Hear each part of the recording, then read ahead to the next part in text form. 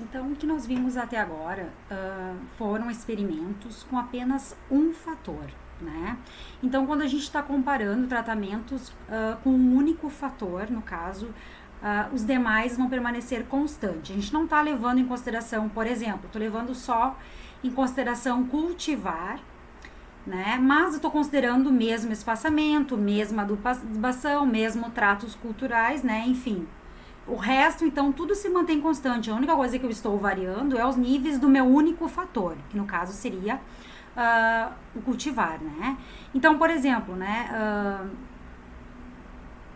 Se um fator, então, em estudo for cultivar, vamos comparar as diversas cultivares em determinada época de semeadura, num nível de adubação e num tipo de manejo. Os resultados obtidos são válidos apenas para as condições que eu considerei, né? Então, determinada época que é de semeadura que eu considerei, o nível de adubação que eu considerei, o manejo que eu considerei, sobra o mesmo. A única coisa que está mudando é os tipos de cultivares, né? Então, a gente faz a pergunta: qual seria o comportamento dessas cultivares se outro nível de adubação fosse utilizado, né? Ou um plantio fosse efetuado em outra época? A gente não sabe dizer, eu não tenho como dizer isso, né? Porque a gente só está estudando um fator, né? Considerando o restante constante, né? Então, para resolver essa situação, a gente pode fazer um estudo fatorial, né? O que seria então um estudo fatorial? Além da cultivar, né? Então, eu vou estudar o fator cultivar, diferentes cultivares, né? E nível de adubação, por exemplo. Né? Então, eu vou ter lá cultivar e adubação. Diferentes cultivares, diferentes níveis de adubação. Né? Tipo de manejo, né? E outras situações. Então, aí a gente tem um fatorial. Então, o que é um experimento fatorial? Um experimento onde eu vou levar em consideração 2 ou mais fatores, tá? No meu estudo. Uma coisa importante é que aqui os tratamentos vão ser as combinações dos níveis dos fatores. Tá? Então, meu tratamento não vai ser a cultivar 1, cultivador 3 e adubação 1, adubação 2. Não. Vai ser um tratamento, vai ser a cultivar 1 com o adubo 1. Tá? Então, eles vão ser combinações, os meus tratamentos são combinações. Tá? E aqui também a gente não tem o delineamento fatorial, ele é um esquema fatorial. Esse esquema, esse experimento fatorial, ele pode ser tanto um DIC, quanto um DBC, quanto, enfim, outro delineamento. Tá? Então, só para não confundir que não é especificamente um delineamento, tá? Então, cada subdivisão de um fator é denominada nível do fator, né? E aí a gente tem que levar em consideração que os tratamentos são as combinações de todos os níveis dos fatores, tá? Então, por exemplo, a gente pode ter um experimento bifatorial, quando são avaliados 2 fatores em diferentes níveis de cada um. Então, aqui, bifatorial, eu tenho 2 fatores, né? E diferentes níveis de cada fator. Experimento trifatorial, 3 fatores ou mais, e eu posso ter mais de 3 fatores também. Só que é bem complexo, né? Então, lembrando que o experimento fatorial pode adotar qualquer delineamento experimental, desde que apropriado, é claro, né? Depois a gente vai ver que a gente utiliza bastante o blocos, tá? A gente vai ter uma aula depois só para blocos. Então, o uso do experimento fatorial. Os experimentos fatoriais são apropriados para as seguintes situações, né? Quando eu quero fazer uma análise exploratória, né, em experimentos exploratórios, para determinar os efeitos, digamos, de vários números de fatores, quais são mais, tem um impacto maior, ou qual realmente está influenciando, para posterior análise mais aprofundada, tá? Quando eu tenho, então, com propósito de, no caso, para estudar interações, né? Se eu desconfio que existe uma interação entre eles, né? Se eu desconfio, então, que tem interações, é importante eu fazer, porque esse estudo de fatorial, ele permite com que eu estude interações entre os fatores. Então, para quando eu tenho interesse de interações, ou, né, eu tenho expectativa de interações entre os fatores, é interessante usar fatorial. Tá? Vantagem e desvantagem do experimento fatorial, né? Ele tem uma vantagem, sim, ele permite estudar interações entre fatores, mas ele economiza tempo e recursos, porque eu posso estudar mais fatores num único experimento. Imagine que num estudo unifatorial, que nem a gente estava vendo até então, a gente faz um experimento com apenas um fator, apenas a cultivar, mas eu não sei, né, como que ele se comporta com diferentes adubações ou com diferente espaçamento. Se eu incluir esses outros fatores, eu vou diminuir tempo, porque eu não vou precisar fazer fatoriais, eu não vou precisar fazer experimentos diferentes isolados. Eu faço tudo num experimento só. Então, eu economizo tempo, recursos, enfim, material e análise, né? Amplia a base de inferência, né? O que pode significar maior proximidade entre a população amostrada e a população objetivo da pesquisa, sim, né? Eu vou me aproximar mais ainda, né? Porque eu estou levando em consideração outros fatores para o meu estudo, né? Aumenta a precisão do experimento, porque nós estamos levando em consideração outro fator, né? Mais um fator, mais uma instabilidade nós estamos considerando, né? Porém, eles têm desvantagens, né? Por que a desvantagem? Porque aumenta o tamanho do experimento, né? Imagine que vai aumentar muito. Aumenta a complexidade dos resultados, análises são difíceis. Principalmente estudar interações é difícil, tá? Então, a interações não é uma coisa simples, é algo bem difícil, tá? Aqui, então, a análise estatística é mais trabalhosa. Outra coisa, o número de tratamentos ou combinações cresce rapidamente, dificultando a instalação do experimento. Então, quando cresce o número de fatores ou níveis, eleva-se muito o número de parcelas que eu vou precisar. Por exemplo, um ensaio fatorial de 6. No caso aqui eu tenho, 3 fatores. Um fator tem 6 níveis, um fator tem 4 níveis, outro tem 2. Com 2 repetições cada, eu vou precisar de 96 parcelas. Tá? Então, isso vai me trazer bastante complicações, né? Aí eles indicam, né, algumas situações que eu posso fazer para contornar essa desvantagem, como o uso de blocos incompletos, né, uso de técnicas de confundimento, uso de fatoriais fracionários, outras formas de fazer, tá? Bom, notação. Fator. O fator a gente representa por letras maiúsculas normalmente, né? Aqui a gente vai ter as letras maiúsculas, deixa eu colocar aí, grito, né? Por exemplo, ou por NP, né? Que são, ou por letras maiúsculas genéricas, A, B, C, enfim, ou por iniciais, né? Dos fatores. No caso aqui, nitrogênio, N maiúsculo para nitrogênio, e fósforo, o P, né?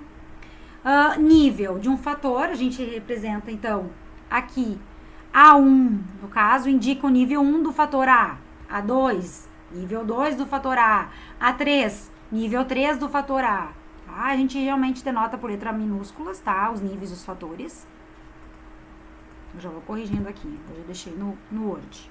Tá? Uma combinação de níveis, então, no caso, eu vou ter A1, B1, B2, né? No caso, por exemplo, significa que eu tenho o nível 1 do fator A e o nível 2 do fator B. Esse daqui seria um tratamento, né? Já vou mostrar para vocês mais na frente. Então, normalmente a gente usa para mostrar a interação, tá? Por exemplo, se eu quero estudar a interação entre dois fatores, a gente costuma dizer também o vezes, tá? Que a gente vai ver na sequência. A gente representa, então, A fatorial, A por B fatorial, né? No caso, assim, Azinho é o número de níveis do fator A, B, número de níveis do fator B. Então, A é um fator, B é um fator, e o Azinho é o número representa o número de níveis de cada fator. Então, 1 fatorial 3 por 2 significa que eu tenho 2 fatores. O primeiro fator tem 3 níveis, o segundo fator tem 2 níveis. Fatorial 3 por 3, eu tenho 2 fatores, cada um com 3 níveis, ou também a gente pode representar por 3 na 2, tá? Ou 3 na 2 ou 3 na N, né? A gente diz que os fatoriais são completo quando a gente tem todas as combinações dos tratamentos, né? E incompleto quando a gente não vai ter todas as combinações do meu experimento, né? Nas minhas distribuições lá no campo, né? Então, os experimentos fatoriais completos são algumas vezes classificados quanto o número de fatores. E aqui a gente vai ver, então, eles chamam de fatorial 2 na N, que são N fatores em 2 níveis. Então, a gente só estuda fatoriais, N fatores, não importa quantos fatores, porém, cada um vai ter 2 níveis, tá? 2 por 2, né? 2 por 2 por 2, se for 2 na 3, né? E a série 3 na N significa que eu posso ter N fatores com 3 níveis cada um. Todos eles têm o mesmo número de níveis, no caso 3. Então, 3 por 3, 3 por 3 por 3, e lá se vai. Fatores mistos, quando eu tenho, por exemplo, 3 por 4, né? 3 níveis, 2 fatores, desculpa, 3 níveis. O primeiro tem 3 níveis e o segundo tem 4 níveis. Então, imagine um experimento para comparar o efeito da temperatura e da concentração de determinada substância. Então, se eu tenho temperatura 20 e 25, eu tenho 2 níveis. Concentrações 30 e 40 ppm, eu tenho 2 níveis. Então, eu tenho 2 fatores, né? Um fatorial 2 por 2. 2 níveis cada um. Então, 2 por 2, tá? Então, 2 fatores, 2 níveis, fatorial 3 por 3, 2 fatores, 3 níveis, 2 por 2 e assim vai. Então, só para lembrar, esse número aqui embaixo representa o nível, né? E o que está aqui em cima, o fator, o número de fatores. A gente pode, então, estimar o efeito principal do A, efeito principal do B, e a gente também pode verificar se existe interação entre os fatores. Bom, tá? Então, o efeito principal é encontrar o efeito do A, quando o B muda de um nível para outro. Como que o A se comporta quando o B muda de um nível para outro, tá? E como que o B se comporta quando o A muda de um nível para outro. Isso é o efeito principal. Mas a gente pode ter interação. Quando tem interação, isso pode mudar. Significa que ele não vai ter o mesmo comportamento. Por exemplo, o A não vai ter o mesmo comportamento quando ele muda de um para outro. Ele vai mudar. Num nível ele tem um comportamento, no outro nível ele tem outro comportamento. Tá? Então aí existe interação. E as interpretações são mais complexas quando a gente tem interação. Tá? Interações. Então, os exemplos de efeitos experimentos fatoriais, né, com 2 fatores, né, um bifatorial. Então, nós podemos ter aqui um fatorial, que é A, por exemplo, né, A1, A2. O fator B tem 2 níveis, B1 e B2, tá? Bom, o que significa? Qual é o comportamento do fator A, né, o A1, por exemplo, ó. O A1, como que ele se comporta quando muda o fator 1 para o 2, né? Ó, como ele se comporta quando muda de 1 para 2, né? Então, a gente observa que ele cai, ó. Ele cai, né? Ele diminui quando passa de B1 para B2. Aqui no A2 também diminui, ó. No nível 2 também, quando eu passo do nível de B1 para nível B2, né? Também diminuiu, ó, porque ele passa de 60 para 40. 60 menos 40, né, vai dar 20. Então, ele diminui também. Então, a gente pode observar o seguinte, a gente pode construir retas, né, para verificar se existe interação entre eles ou não. Quando a gente constrói retas, ou a gente observa retas, né, paralelas, aqui a gente vai observar que elas são paralelas, ó, essas linhas são paralelas. O A1, quando passa de B1 para B2, né, e o A2, quando passa de B1 para B2. Então, não existe uma mudança, né? Quando existe esse paralelismo entre as retas, a gente diz que elas são independentes, não existe uma interação entre os fatores, tá? Então, a gente diz que, observando o gráfico, como as retas são paralelas, não existe interação entre esses fatores, né? O A1, quando eu passo de A1 para A2, por exemplo, né, ou de B1 para B2, não muda o nível. Quando existe interação, a gente vai observar que existe o quê? Uma intersecção entre as retas, ou, né, essas linhas, elas não são mais paralelas, então existe que tem uma intersecção entre eles, tá? Um exemplo disso, gente, seria o quê? Por exemplo, a gente está observando, deixa eu ver se eu tenho aqui. Eu queria ver um outro exemplo das interações. Acho que eu coloquei mais pra frente. Ixi, não lembro mais. Qual eu acho? Deixa eu ver se deve estar por aqui. Mas o que seria um exemplo dessa interação? Por exemplo, a gente está identificando um efeito do medicamento. Então, nós temos medicamento e a faixa de idade das pessoas, né? E a gente está observando a variável resposta, né? Que é alguma medida. Então, o que a gente vai observar? Eu posso observar o que seria um exemplo de interação.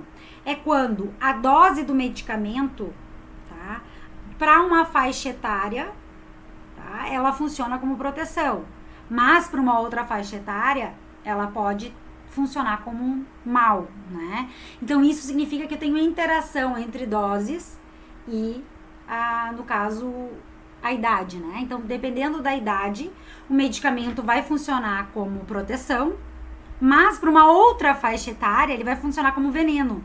Então, existe uma interação entre droga, no caso, o medicamento, e a faixa etária. Isso que é interação. É porque uma faixa etária ele vai funcionar, que é um nível, né? Uma faixa etária é um nível, a outra faixa etária é outro nível. Então, quando eu mudo de nível, ele tem comportamento diferente. Tá? Isso significa um exemplo de interação. Tá? E não é tão simples a gente enxergar essas interações, né? Então, considerações gerais, só pra gente ver, né, fator e nível, né? Aqui no caso, eu tenho dois fatores, tá? Cultivares, então tem um fator cultivar e tem um fator espaçamento, tá? E aí a gente vai observar que eu vou ter dois níveis para espaçamento, tá? E 5 níveis para cultivares. Então, o que eu teria de tratamentos? Então, esses aqui, gente, essas combinações, tá? Vão ser os meus tratamentos. Então, eu tenho cultivar 1, espaçamento 1, cultivar 1, espaçamento 2, cultivar 2, espaçamento 1, assim vai sucessivamente. Então, esses aqui, gente, são os tratamentos. Então, eu tenho 1, 2, 3, 4, 5, 6, 7, 8, 9, 10. Eu tenho 10 tratamentos. Esses são os meus tratamentos, são essas combinações. Então, eu tenho o tratamento 1C1, que é a cultivar 1 com espaçamento 1, é um tratamento. A cultivar 2, espaçamento 2, outro tratamento. Tá? Então, lembrando que aqui eu tenho uma repetição de cada um dos tratamentos, de todos os possíveis tratamentos. Bom, dependendo da natureza dos fatores, tá? O experimento fatorial pode ser qualitativo, é quando os tratamentos dos dois ou mais grupos, né, são qualitativos. Então, por exemplo, tipo de poda, que é um fator, né?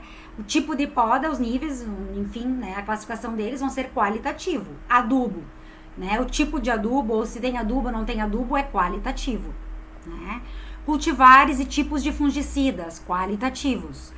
Tipo de adubo e herbicida, qualitativo. Tipos de ração e ambiente, qualitativo, e assim vai. Quantitativos, é quando, por exemplo, eu tenho doses de nitrogênio e de herbicidas. Doses de nitrogênio e doses de alguma coisa de fungicida. Idade do animal, dose de forminífero e de vitaminas. Tá? Então, são quantitativos e isso vai interferir na nossa análise depois, tá? Misto, eu posso ter um qualitativo e um quantitativo, né? Por exemplo, tipos de fungicida, não é doses agora, é tipos de fungicidas e doses de nitrogênio. Então, tipo de fungicida é um qualitativo e dose de nitrogênio é um quantitativo. Isso vai interferir na hora de fazer as análises, porque um é quantitativo, o outro é qualitativo. Se os dois forem qualitativos, se os dois forem quantitativos. Então, qual é o teste que eu vou usar para diferenças de médias, por exemplo, né? Então, é importante a gente saber. Então, aqui a gente tem outros exemplos, né? Então, lembrando que as séries de fatoriais eu posso ter 2 na N, 3 na N, né? Aí nós temos exemplos aqui, 3 fatores, né? Nitrogênio, N, P, K, né? Cada um com 2 níveis, cada um. Eu tenho 8 combinações, por exemplo, né? N0, dose 0, dose 0, dose 0, né?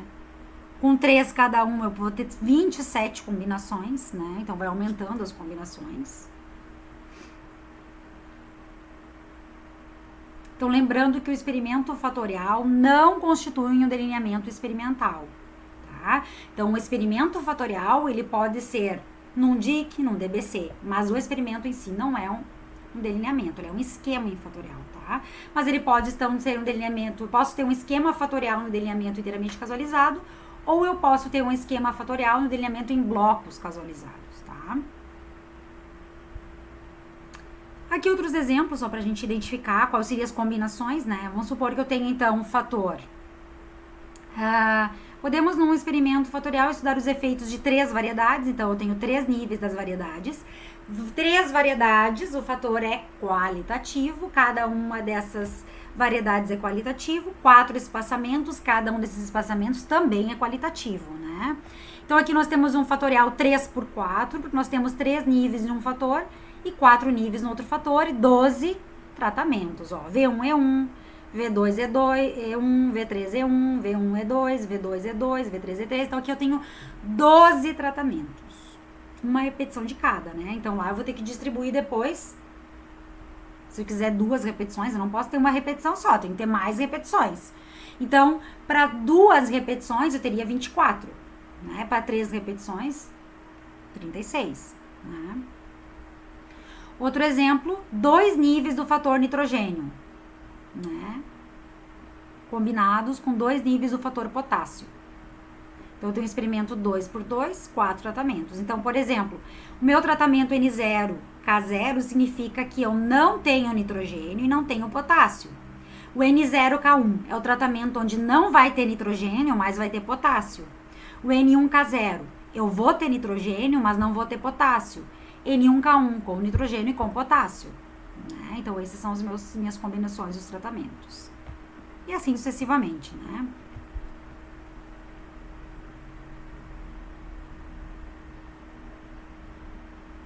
Outro exemplo aqui, então, com adubação, né?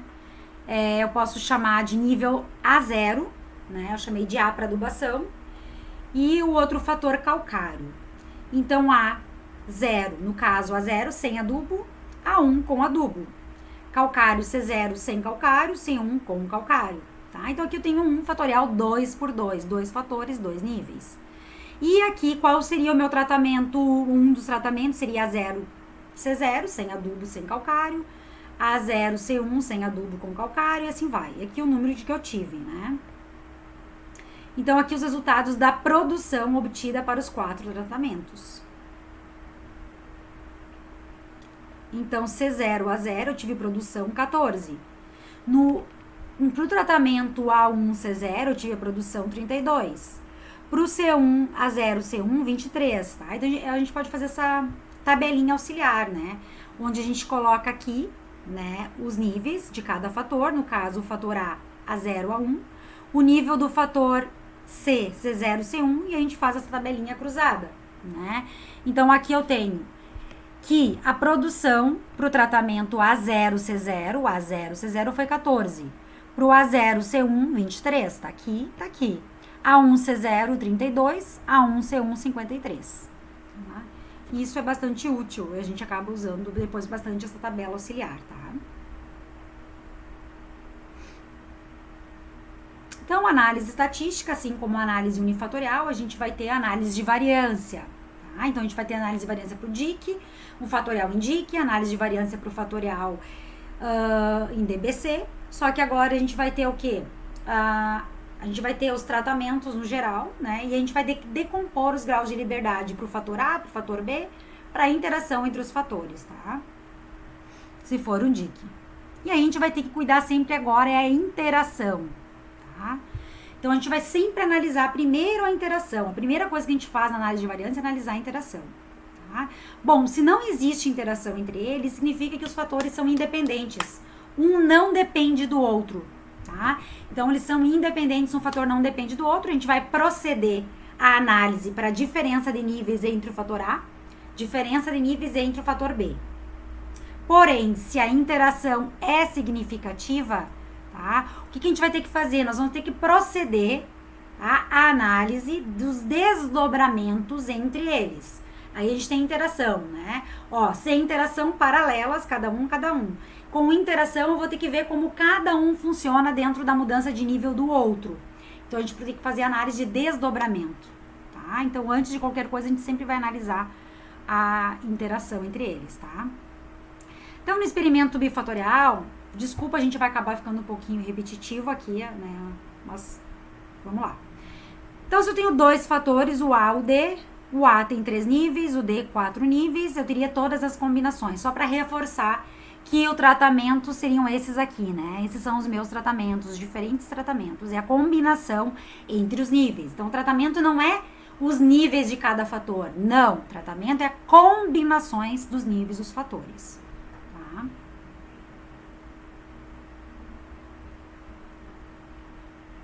Então, o experimento bifatorial no delineamento inteiramente casualizado, né? Então, a gente tem aqui um bifatorial, 2 níveis de um fator A, 3 níveis de um fator B. Então, mais uma vez o exemplo, né?